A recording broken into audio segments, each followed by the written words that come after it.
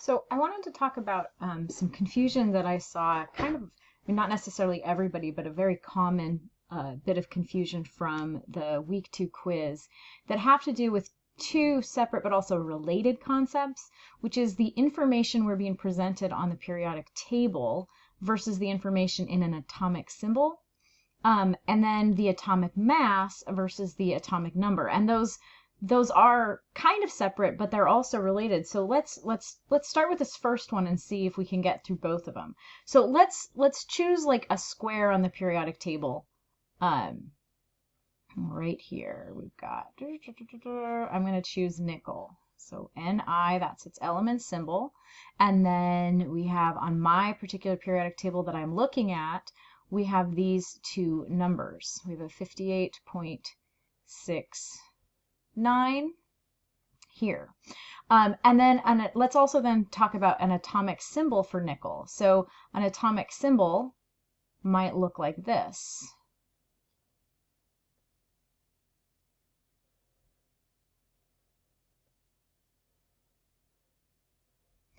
And I'm noticing there's a lot of confusion then in kind of, I think, mixing these two concepts together. So this is our atomic symbol. I'm going to put that there as a reminder.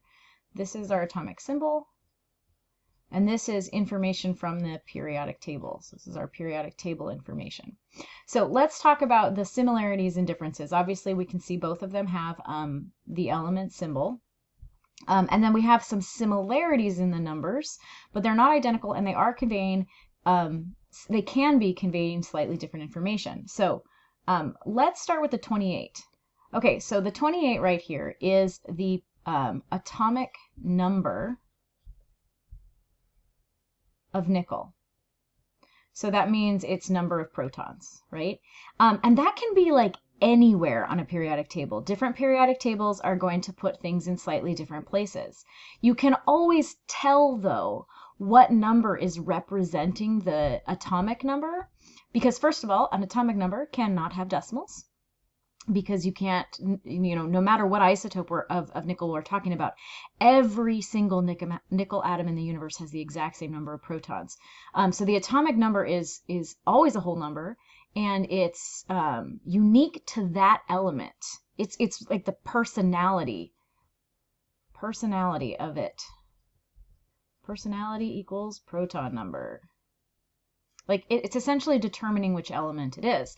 The other thing is, even though the periodic table originally was organized by atomic mass by Mendeleev, at present we organize it by atomic number. So the atomic number is the one that starts at 1 and then goes, the next one's going to have 2, and on and on and on and on and on until 118. So no matter where the atomic number is placed in the periodic table, you're going to be able to know which one it is, because the one before that element is going to be 27. The one after is going to be 29. It's always going to be going up by 1. So even if it's here or down here or right in the middle or whatever, you're going to be able to know that atomic number.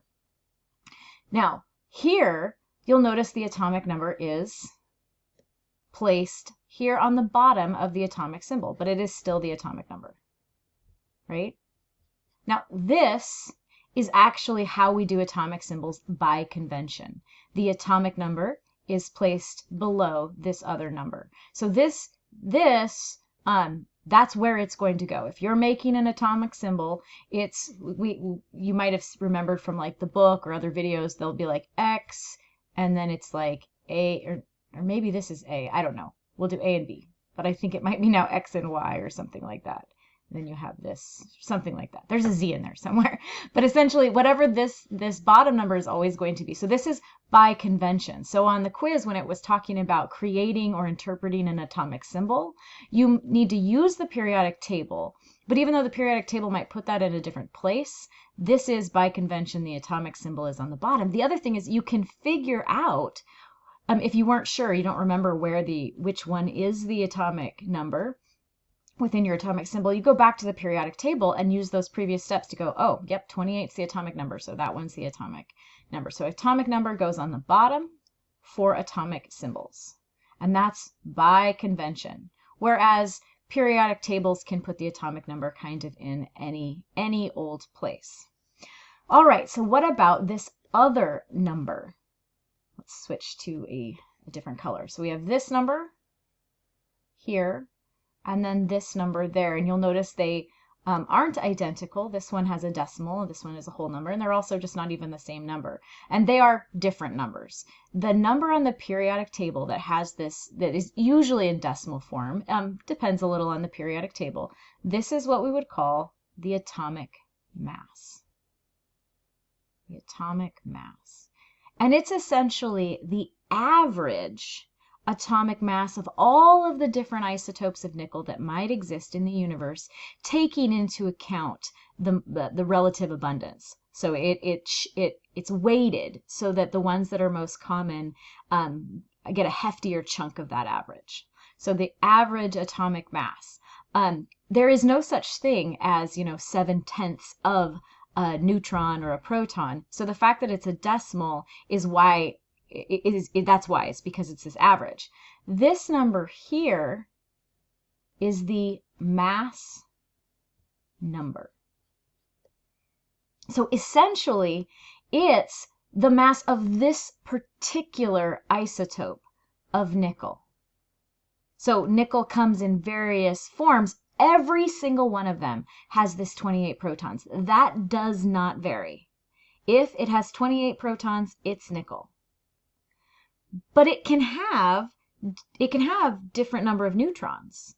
And that's where it gets, so then we're going to get an average when we, approximately 59-ish, they weigh, a nickel atom weighs about 59 on average. This particular one weighs 62 AMU.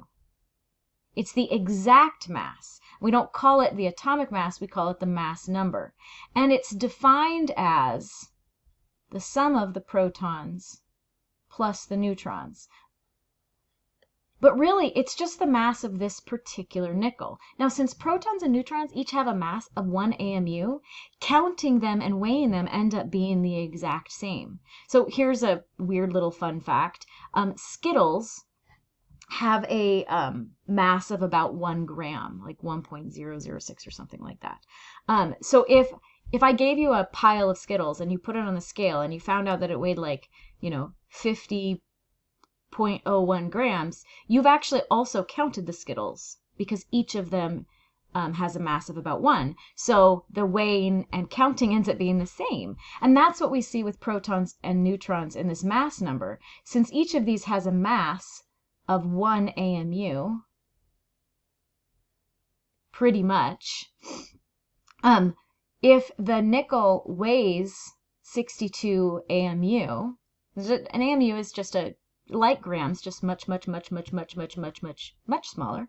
So if it weighs 62, then it has to have 62 of these subatomic particles. Because you remember, electrons are way too small to really influence the mass of an atom. It would take about 2,000 electrons before you'd have the mass of even 1 proton. So it's only protons and neutrons that are really contributing to the overall mass here.